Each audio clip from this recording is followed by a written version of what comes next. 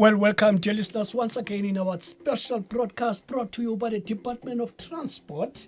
Yes, indeed, Department of Transport of South Africa. Tonight in our studio, as we unveil our pilot 5-part series by the Department of Transport, we're joined by our DDG, Untate Tumisane Ntuli, who's going to be discussing with us, among other things, maritime transport. Welcome, Tate Ntuli, in our program tonight. Thank you so much, and thank you for this opportunity. I would like to greet all the listeners out there. Thank you very much. Once again, my name is Lennox Glass. And Ntate Karabo Lance has decided to fly the plane for us tonight. He's sitting behind there. I don't know why he has decided to do this. He's throwing me in the deep end. But remember, I'm a soldier.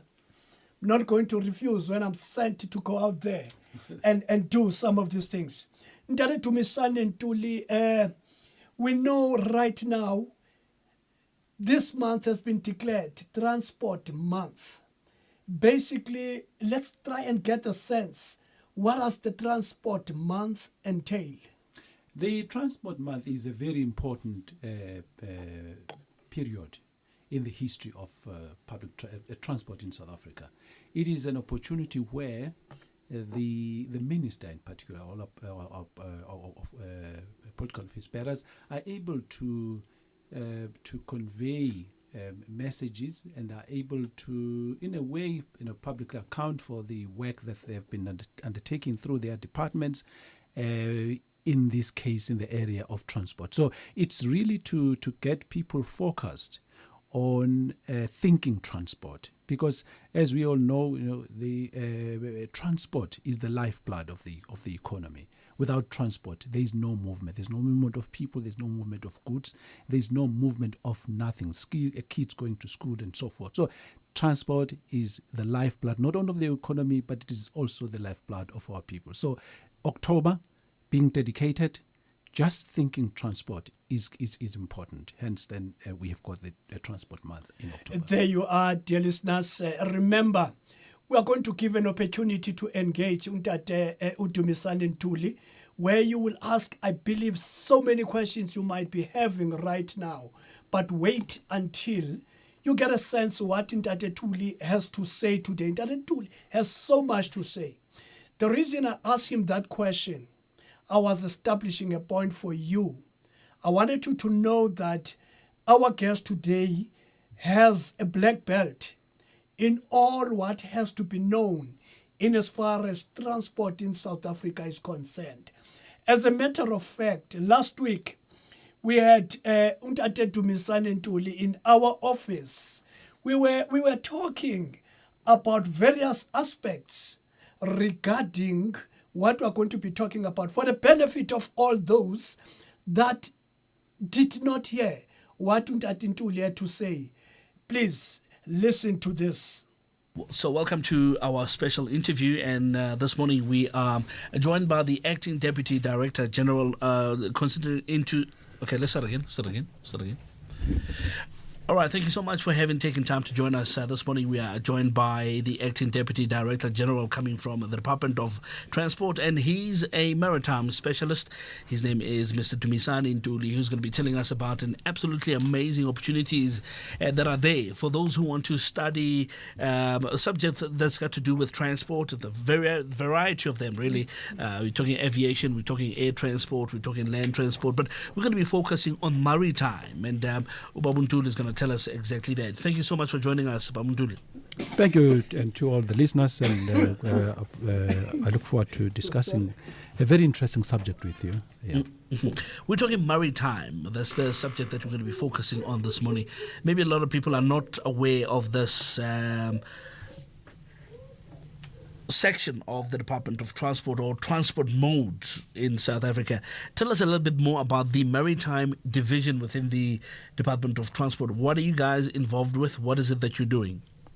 Well, as you would be aware, that the Department of Transport is a very huge department, and the maritime sector is one of such areas, and this has to do with the fact that South Africa In addition to its land mass, it has about 3,000 kilometers of coast.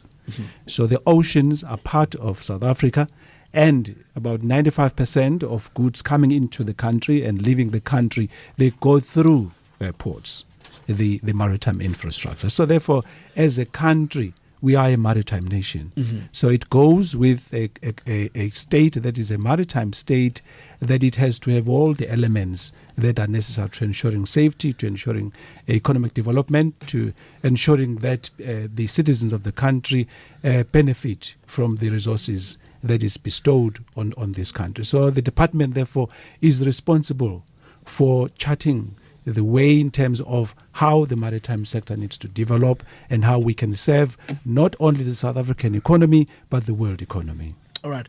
And as far as the schooling is concerned, a lot of people might be interested in this section of the transport, which is maritime. Let's take into consideration some of the subjects that one needs to have or to study in high school, perhaps. What are those in terms of being considered, or to be considered into the maritime sector? Well, with the maritime sector being really the driver of globalization, in that the maritime sector is an international service. So if it is an international service, therefore the kind of skills that are required are skills that would serve the South Africa in its interaction with the world. So in the maritime sector, you would have those skills that would be required for the management of ports. Noting that South Africa has 8 commercial ports, and you would have skills that would be required for the vessels that sail on those ones. You know that South Africa is particularly on the west coast of South Africa. That's where our fishing sector is. So you would have all the vessels that are plying the trade there in terms of the fishing sector. So you need people to pilot these vessels. But in addition to that, you would also require science to be able to understand the pattern of the oceans, so that whatever we do is done in a manner that is sustainable. This is another live radio link-up brought to you by the Government Communications, GCIS. Yes, indeed. Just stay tuned to this special broadcast brought to you by the Department of Transport in collaboration with GCIS. You see, Ntate Ntuli, you are setting a trend. You are second after Department of Justice and Department of Justice and Constitutional Development. You see, this department has decided to say we have the responsibility to pursue developmental communication, so that South Africans begin to know what the government is doing, what the government is saying, government programs and government information that will, in a number of instances, assist people to off-ramp the cycle of poverty. You see, today is the beginning of many series that are to come. We're starting with 5. Thanks to the department, thanks to the people that believe an informed citizen is the citizen that is needed for the growth of our communities, growth of our society. Ntate Tuli, tonight we are talking maritime. We're talking maritime. We are aware in the next coming many days we'll be discussing all sorts of other things. And at this point, you dear listeners, here is the number that you can use to engage Ubabu Dumisane. Is 0800 142 446. 0800 142 446. Ntate Dumisane, I know you did touch roughly on this, laid out there. What is maritime transport? Let's in the way that everybody, by the time they tune off today, they can competently and intelligently talk about maritime transport. I think I would like to just start from demonstrating this. We are a country, and this country is located in an area that is surrounded by water. South Africa is surrounded by water, by the oceans in the south. It is surrounded by the oceans on the east coast. And then if you imagine the east coast is along Durban and upwards, KZN. And you've got the which is then the Indian Ocean, and then on the west coast is the Atlantic Ocean. So we are really a semi-island, because then in the north of us we then have landlocked countries. But if you then go up the continent, then you soon realize that Africa itself is indeed a semi-island continent. So South Africa, therefore, occupying this very important position on the the southern tip of the African continent, is bestowed with this huge, vast resource of the oceans. So these oceans are part of what makes South Africa. And this is one area that ordinary South Africans would not realize, that in addition to the resources that we have on land, but we've got vast resources that are untapped, that are out there in the oceans. So maritime transport, therefore, is an enabler for South Africa to survive, because it is an island. Then we need these connections between ourselves and the rest of the world. And these connections then come in the form of the mode of movement of goods and services coming through the oceans. If for a moment you think of I'm making this an example, your trainers that you are wearing, the trouser that you wear, the wristwatch that you are wearing, the fridge that you are putting your food on. Have you ever for a moment thought as to how did it reach you?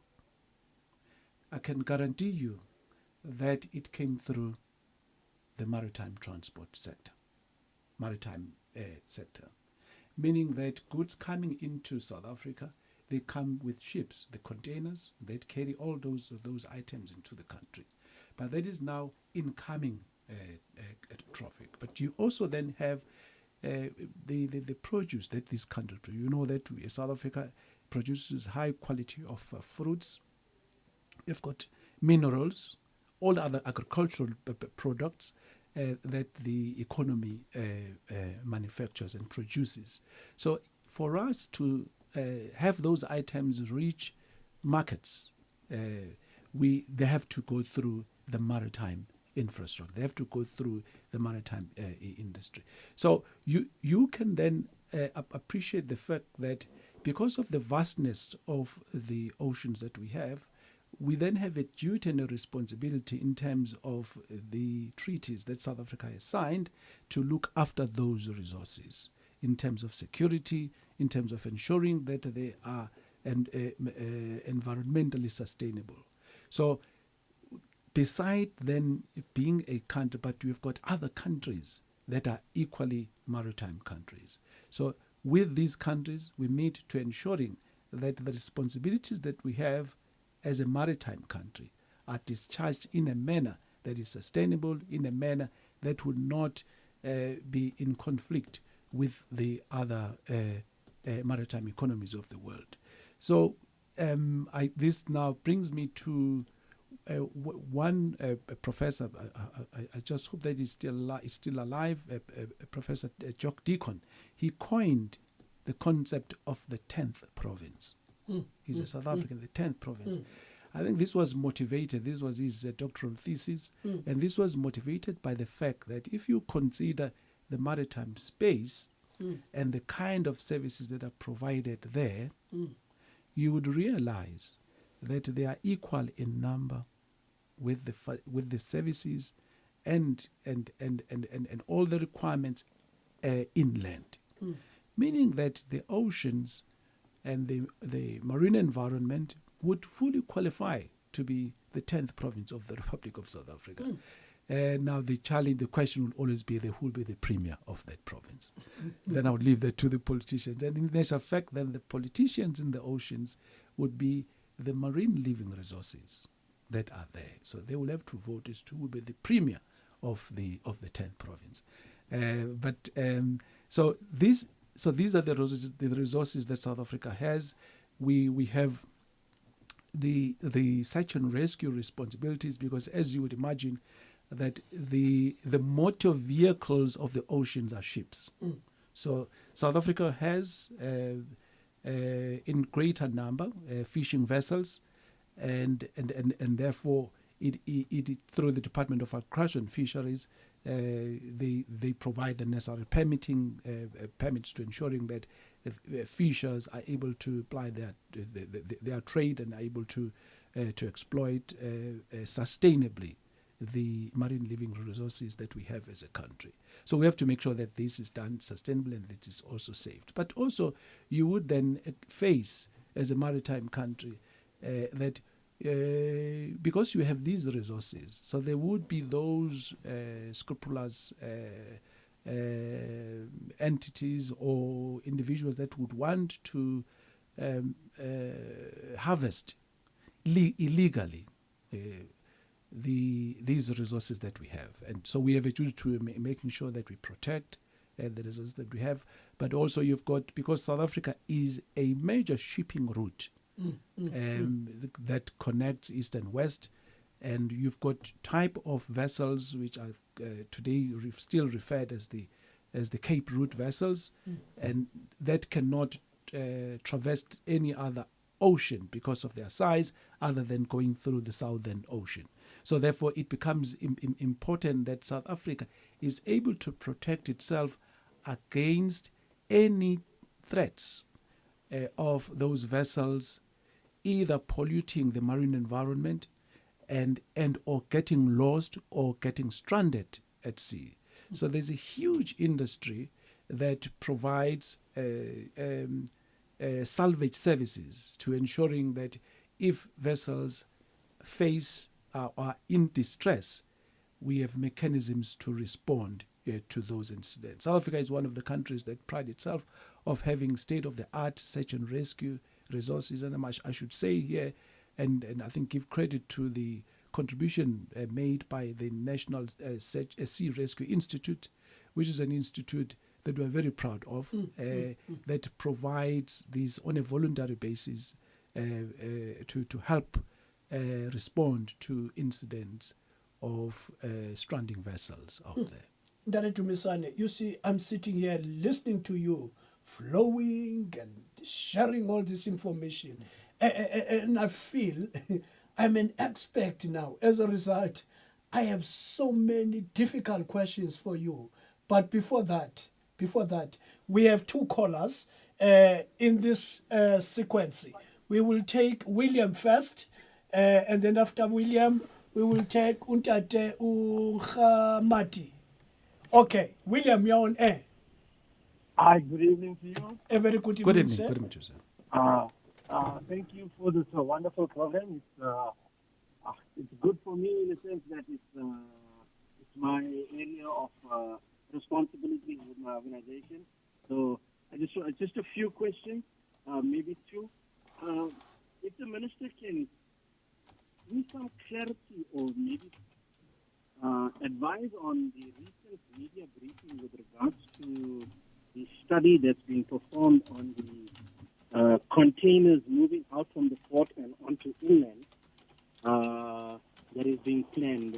Not too sure what's the clarity, if the minister can clarify what this all entails, in a sense that are we planning to cancel bringing large containers into our country, or is there other reasons behind this? Okay. Ntate Williams, I know you don't want to get Ntate Dumisane fired. He cannot take the minister's job now.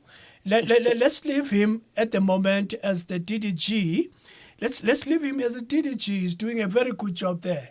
You see, let's Thank you. In the meantime, allow the minister to do what he's doing. At the moment, we go to the second caller. Second caller, we are on air. All right. Hi, how are you, sir? All right, le ka ntate. o monate o jwane rra Se phele baba. Le bua le ntate Nkgweng kwa Limpopo ha Matala. ai madume limbombo Ke le bua ka matla man ke le bua le program ya lena le le ke kene mo hara ke tsuka le bua ka transport. Ke ne ke batla no suggest le mo tsamaya transport. Ya bona hona le di-accident tse ngata. And re ka se prefer or di-tire tse di rekilweng where they new or where they regret.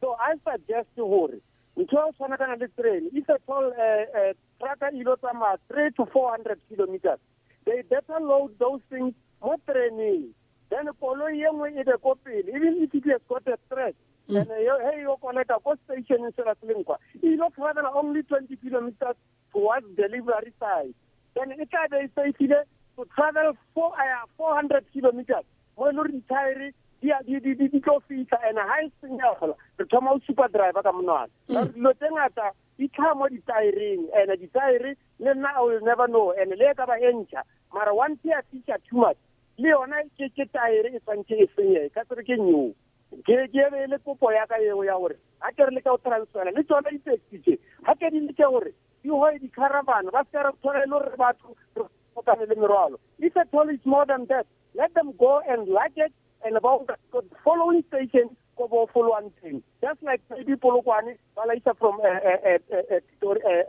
Joburg mara ba la ke moralo for ha ba fika ka ba fika bon ka moralo wa bona it will save loading ya di koloi le di accident mo tseleng yo ntate waka I'm sure if we are to join a department you will be best suited in the Department of Transport to have brilliant ideas. Before we go there, let's go to George, just here next door, Attersfield. Ntate George, you're on air.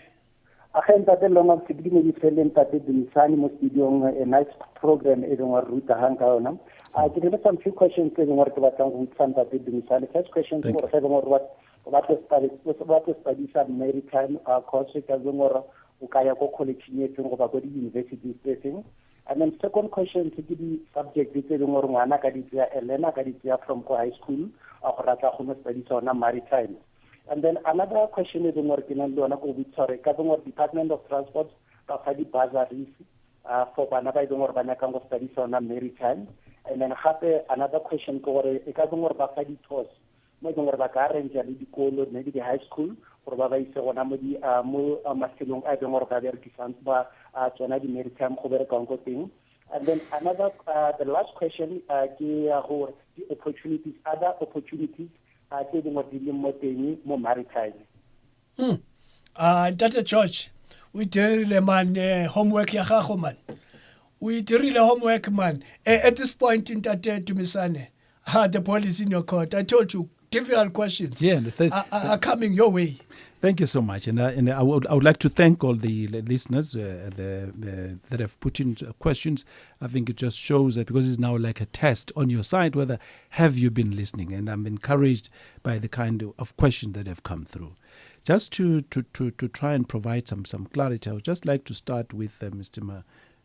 Madume, who I think he called for all the way from Limpopo. Yes. His question, I think, is a very important one. It's a question that is linked to an existing policy of the Department of Transport in terms of moving goods from road to rail because of the costs that the road infrastructure is facing. Because this is in transport economics, this is referred to as externality costs. Because the damage that is done by I think big trucks on the road that carry goods that are I think of a standard that causes problems for the road is what this policy is trying to deal with. So we need to escalate, and the department is moving with speed to escalate this policy as to ensuring that we are able to move all those goods from road to rail. But then the bigger question linked to that is an answer that has been, I think, is being provided by the Minister of Transport, Dr. Nzimande. He is, in actual fact, pushing hard to introduce what he refers to as the transport innovation hubs.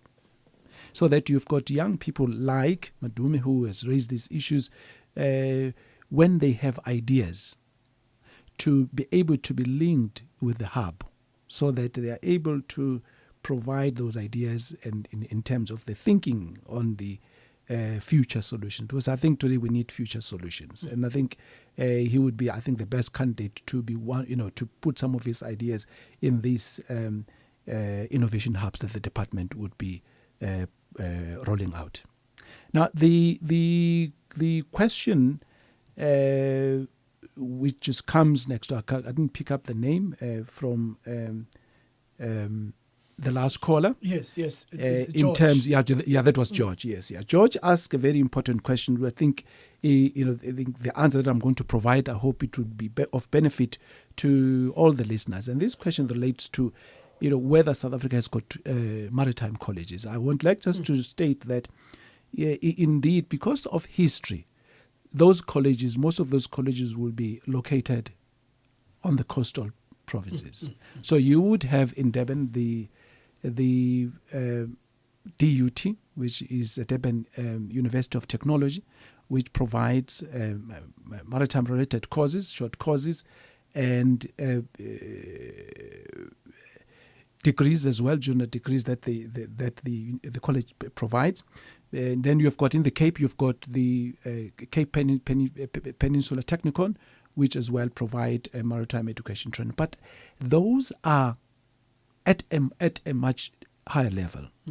But if you go grassroots, which is part of the question that he asked us to, the primary level, and high school, yes. Because we are a maritime nation, by the fact that we are a maritime country, we have been investing in what is called the maritime schools, because you know that at the moment the maritime is not in the curriculum, but the comprehensive maritime transport policy approved by Cabinet last year in June and launched in Durban.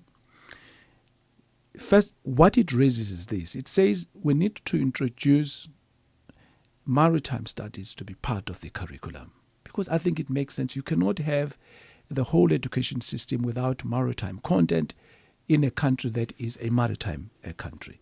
So we are engaging, therefore, with the Department of Basic Education to achieve this. But whilst building to that, there are already schools who have arranged themselves to be called the maritime schools. In KwaZulu-Natal, we have got a number of those schools, and I think I would like here to pay tribute to one of the front runners in terms of maritime education, Miss Balungile Masuku, who is a proud South African who produced the very first maritime textbook. So this textbook is being used by a number of schools already, and it is the school where she comes from is Zitengele High School in KwaZulu-Natal.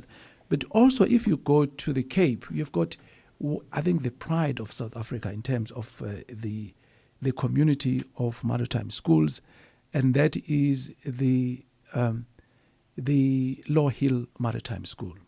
So if you happen to visit Cape Town, go up the hill in Simonstown, and visit this school, you would not believe the quality of these young people who are able to join the program. I think from grade 9 and up till they get their matric.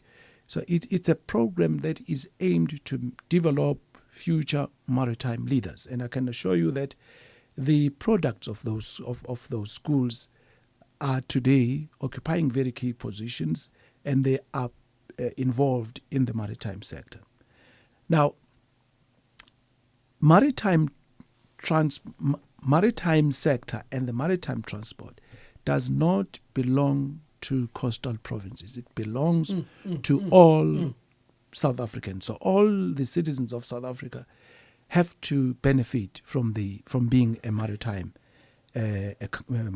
country. I think it is because of that we have been rolling out, for instance, the celebration of World Maritime Day on inland provinces. And I think I want to link this with schools, because in those schools that we have visited, our officials have been visiting in the build-up to World Maritime Day celebration. Those schools now have an interest in maritime affairs. So indeed, with the development of what the comprehensive maritime transport policy says we need to do in terms of the curriculum, already in the current system we're able to promote maritime careers at a schools level. But now, what we have seen developing is that you've got fly-by-night colleges who parade themselves as maritime education providers. I think the Department of Higher Education should help us here, because you've got people who have been have their children being brought into the schools, and I think the quality of those courses are not to the standards set by the South African Maritime Safety Authority. So for those kids who go to colleges that advertise maritime courses, they have to ask and obtain one information, and that information is whether their courses are accredited by the South African Maritime Safety Authority. And if they are not, they must walk away from those colleges. Now, then at a tertiary level, I've just mentioned that you've got these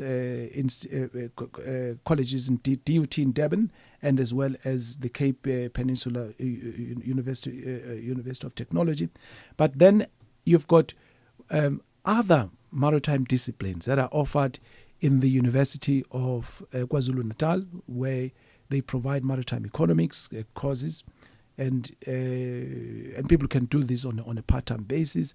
And you also have the University of Nelson Mandela Bay, which provides as well a little bit of science and a little bit of maritime economics. And then you've got the University of Cape Town, which specializes on maritime law to produce future maritime lawyers. Dade Dumisane, it's so interesting to listen to you. It's so interesting to listen to you. I can see there's another point you want to emphasize. Please feel free. What is it that you think? I would just like the last question, the question related to the issue. I'm sure the listener, that was William, on the very first caller. Okay. On the high cube containers. Oh yes. I would like just to mention that no, the information that you may be having is incorrect. The South Africa is open for trade. Therefore, any boxes that I'm referring to, containers coming into the South African port system, are required to come into the country to carry and offload the goods. The issue has been the trailers that move these containers, and our roads legislation required that they need to comply to specific measurement so that they do not pose as a hazard to our bridges, but also it cause problems, because there have been reports on them either falling over or other incidents. But there is a dispensation that the Department of Transport, I think this would continue doing an enforcement, but it would as well be during the period be researching as to what lasting solution could be brought to ensure that there is a safe movement of containers on our national roads. So they are not outlawed. South Africa is open for business. I think it would be wrong for us to adopt a position which says we will be selective in terms of what containers come into the country. So we're not selective here. You are still tuned to the People's Program, a program for the people and by the people. This Ntate Ntuli we can claim, because I'm sure this is the only program in South Africa that we are able to facilitate using all the languages in South Africa. That's why we are inviting people to engage with you using their first languages. You don't get this anywhere in the country. This is the only problem. This is the only program that does that. You are still tuned to a special broadcast brought to you by the Department of Transport and in collaboration with GCIS. Like we have said, you want to participate, interact and engage Tuntuli. The number to call is 0800 142 446. Yes, Karabo is looking at me like wishing that I mess up this number. The number is 0800 142 446. That is the number. Ntuli, let me be difficult because I can. And again, in the interest of balance, against all the attacks we get, rightly or wrongly, internally and externally, why don't we do some of these things? Some people might consider low-hanging fruits. For instance, in Dubai, UAE, they've got what is called water bus. You will have people traveling from another side to another side of UAE or Dubai. They leave their cars, they get into the water bus, and they go and do whatever they want to do. I know in Uganda, they do that, even though at a very, very smaller scale. People are getting into that mode. South Africa, you've just said earlier on, we are almost an island. And some people are saying predominantly the space in South Africa is occupied by water. Why are we overemphasizing most of the time to agriculture where we have this untapped economy? These are two questions. Why are we not investing in areas or provinces like KZN, Eastern Cape, Western Cape, Eastern Cape, where they have the sea? I mean, for instance, if I can make an example, I'm sure you've been to Port Elizabeth. There's an area there, it is called Motherwell, for instance. On the other side of town, people will get into two buses just to go to town at times. When it takes them less than 10 minutes to go to the beach, why can't we introduce instead of minibuses, water buses for that community there that will take them from there to town and back home?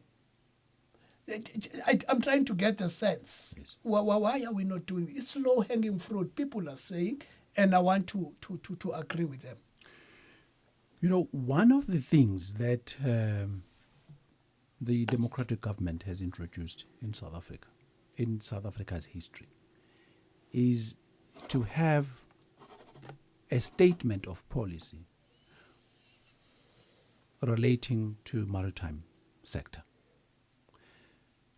Since the formation of the country, we never had a maritime transport policy, which means, therefore, that all we have been doing was informed by what one at the time was thinking. But I think government has resolved that now.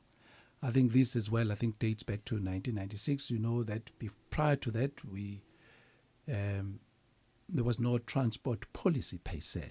Now we've got the white paper on transport policy, and which made some pronouncements on maritime affairs, but it was anticipated that that would be expanded to provide a much clearer focus and direction that the government will be taking. So now that has been addressed. Now, the policy I'm referring to is the comprehensive maritime transport policy. It looks at the maritime sector as an area of activity that is untapped.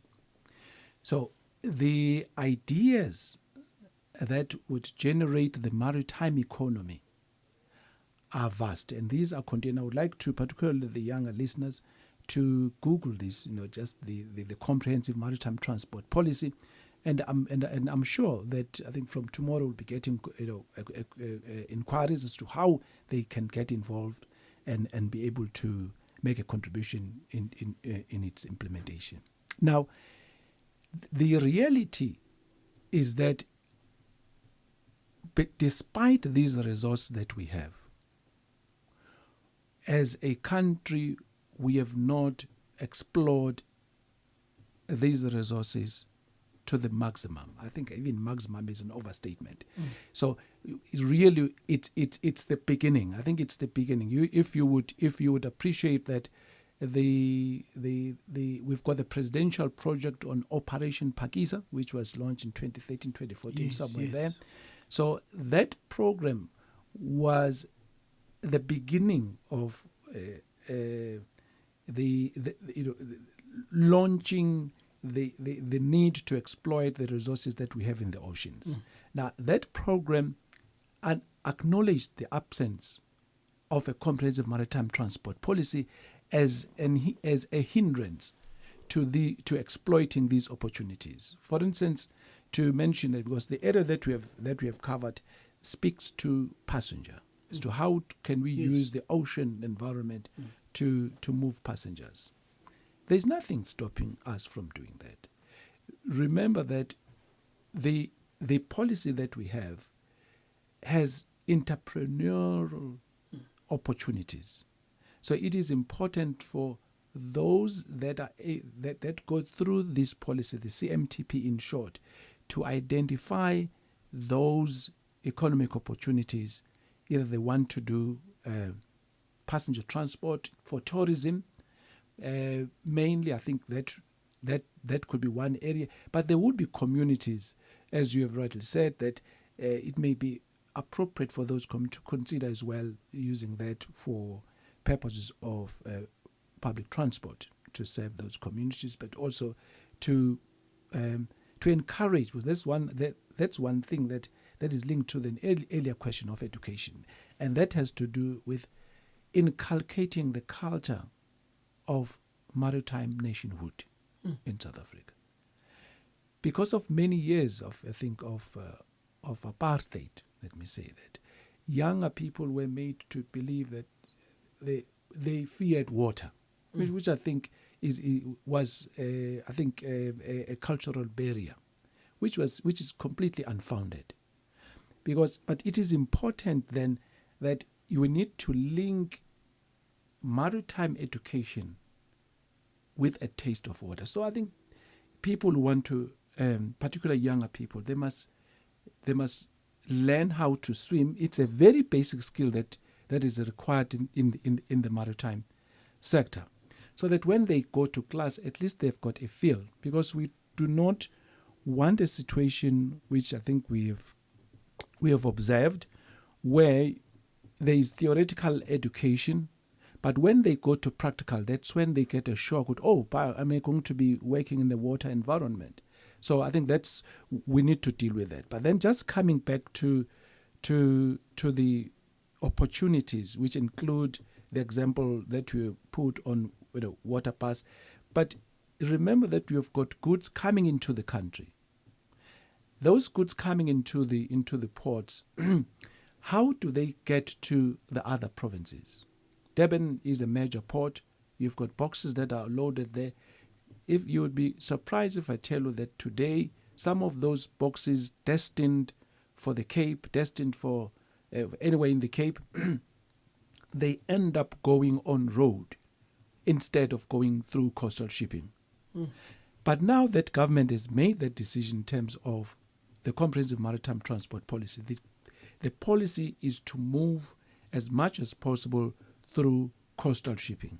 As we speak, we are developing all the required legislation to ensuring that in the next 5 years, a great number of volumes would no longer be on our roads.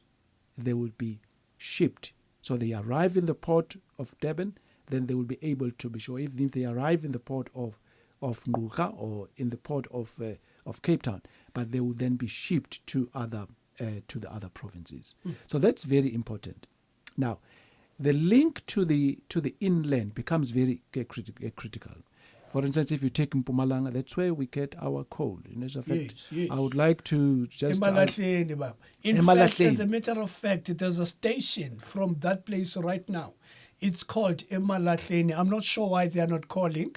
I'm going to start exposing all these provinces. Sorry about that. You can continue that. Emalahleni, and I would like people to just do this for people of Emalahleni.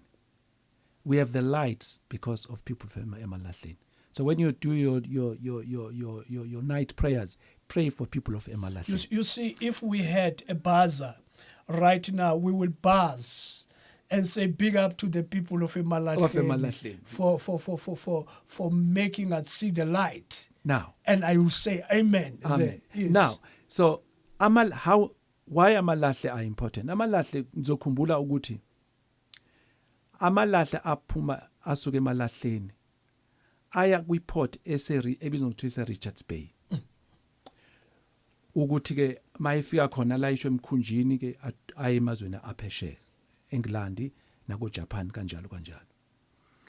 Now, without amalahle asemalahleni,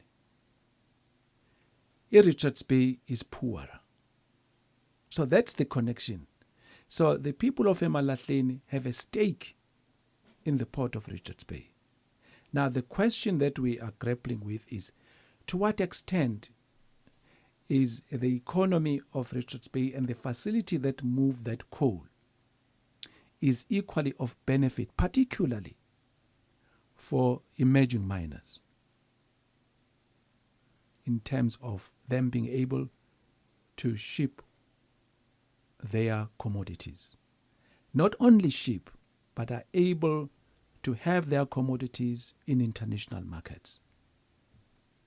So if we can, that's the question that we are grappling and answering, so that when goods coming out of South Africa are shipped, they must not end up being shipped by foreign vessels. This has got nothing to do with xenophobia, but it has to do with the resources and the advantage we have being a country that has minerals, being a country that has the oceans.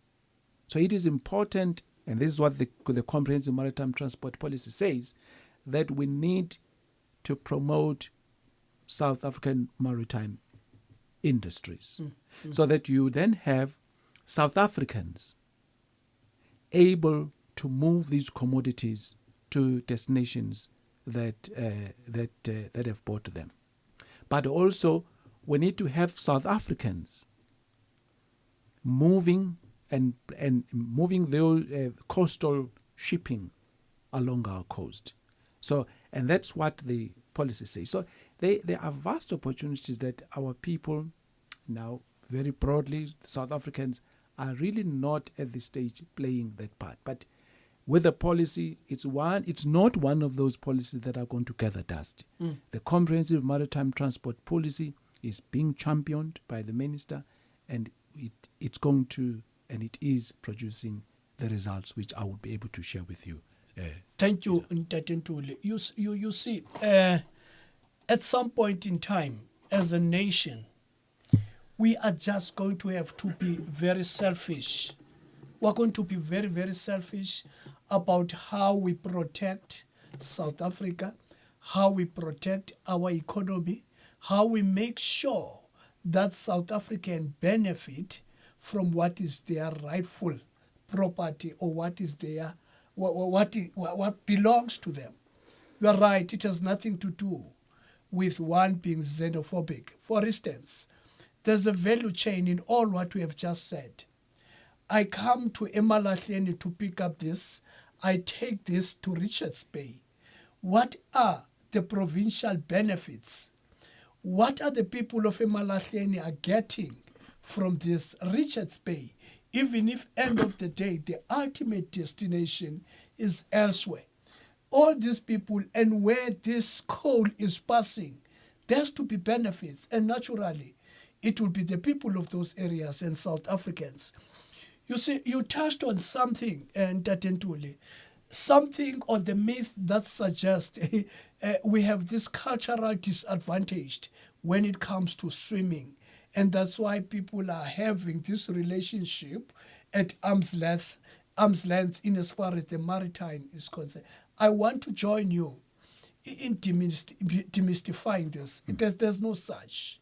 We have a long-standing and old relationship with the water. Remember, in the beginning, we never used to get our water from the tap. We're drawing our water from the rivers. Serious. And we will not just go there and draw water. We will swim. Exactly. There was no point in time when Africans could not swim. We just have to contest that. It is not the case. Let's re-establish that relationship with water, because that's where best portion of our economy lies. Ntate Ntuli, we've got about 3 minutes.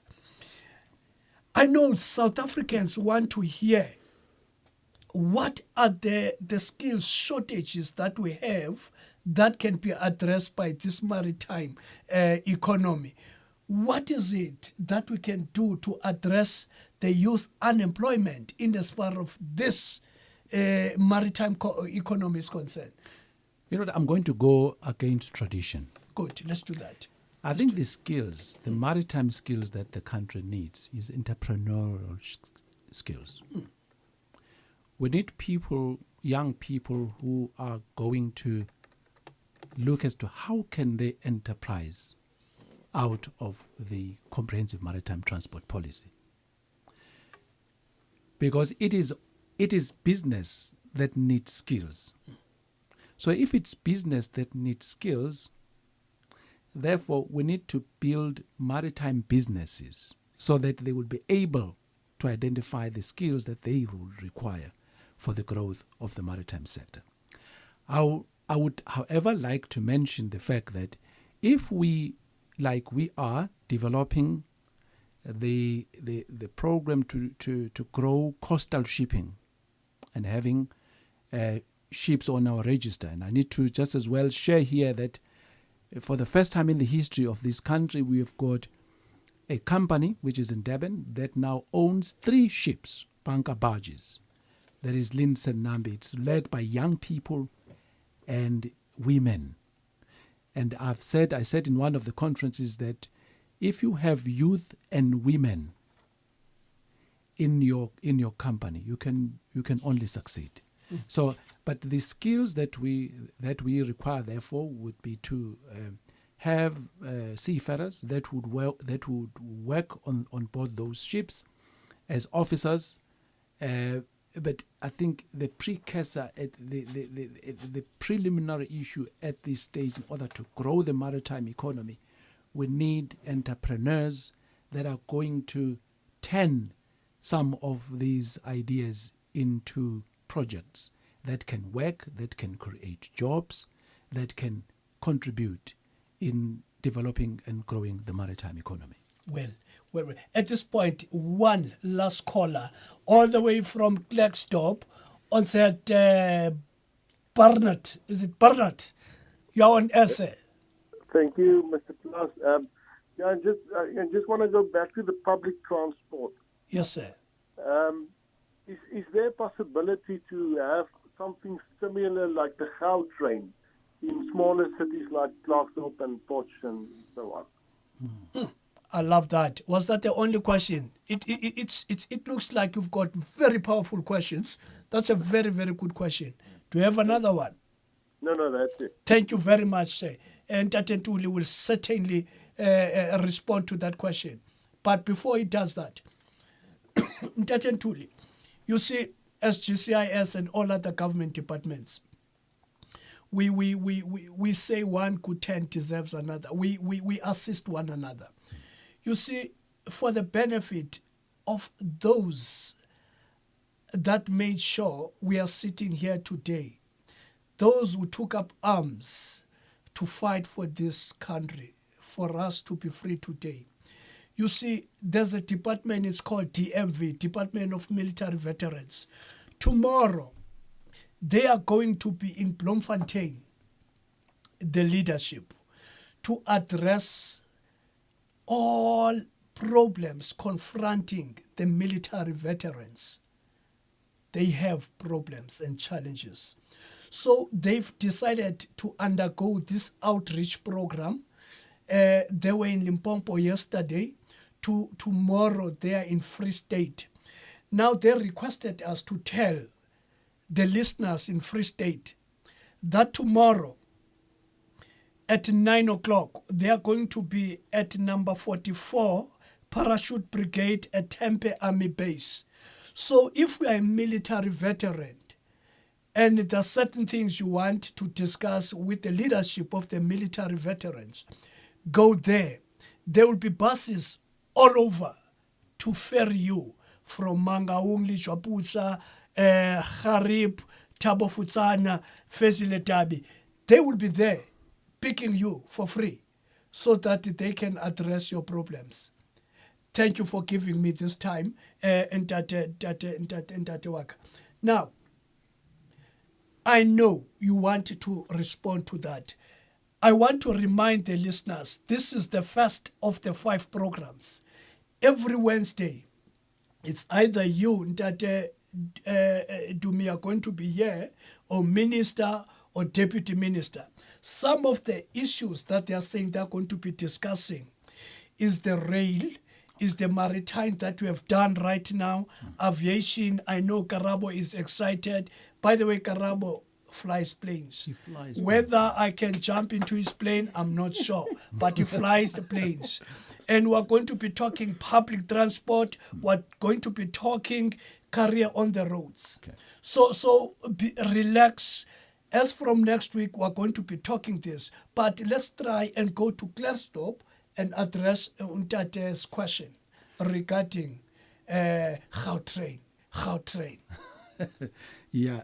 Well, I think the question, well, I'm not educated enough on public transport, but just to say that public transport is one of the priorities that Minister Nzimande has wants to turn around, because the poor use public transport. So but although public transport actually should not be for the poor, it should be for everybody. It must be affordable.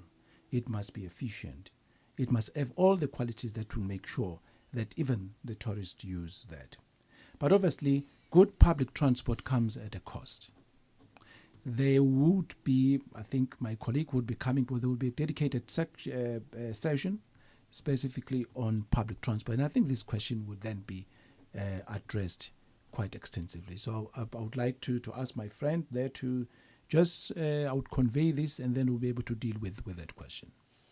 Thank you very much. Finally, as a parting shot, this is the part where we give an opportunity to ask yourself a question and answer it. Is there anything you feel maybe you want to address that perhaps was not asked by the question by the listeners? I think that question relates to what is it that young people can do for the sector. And I would like to mention here that in the comprehensive maritime transport policy, it is envisaged that we would have a youth in maritime transport program. And part of that would be discussed in Durban. We have a conference, a Black Maritime Business Seminar, which is on the 26th. And we understand that emerging from that gathering would be formed what would be called the South African Maritime Business Forum, which never existed in the history of South Africa. So you can see that the department is laying the basis of a future thriving maritime transport economy in the country. On that maritime transport economy, we have come to the end of our broadcast. That is going to be our regular feature as from next week. Every Wednesday from 6:05 to 7:05, we'll be having our leadership from the Department of Transport discussing with us the benefit found and the careers that people can explore in the Department of Transport. And like I've said, on that note, we've come to the end. Without this particular department, as you can hear, we're doomed. There will be no movement from point A to point B. If there's no movement from point A to point B, it means there's no development. If there's no development, I know what will happen to people.